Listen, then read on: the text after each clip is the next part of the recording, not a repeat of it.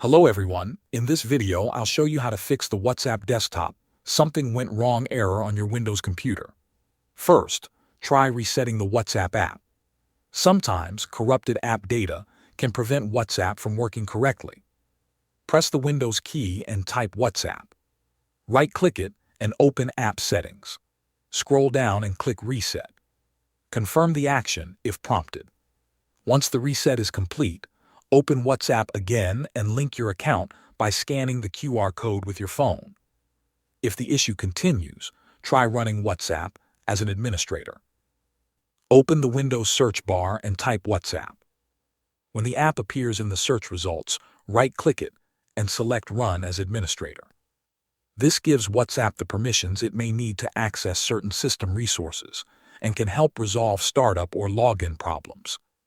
Another common cause of this error is an incorrect system date or time. Right-click the clock in the bottom right corner of your taskbar and select Adjust Date and Time. Make sure the Set Time Automatically option is turned on.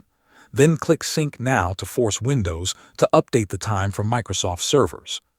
After the sync is complete, restart WhatsApp and check if the error has been fixed. Thanks for watching.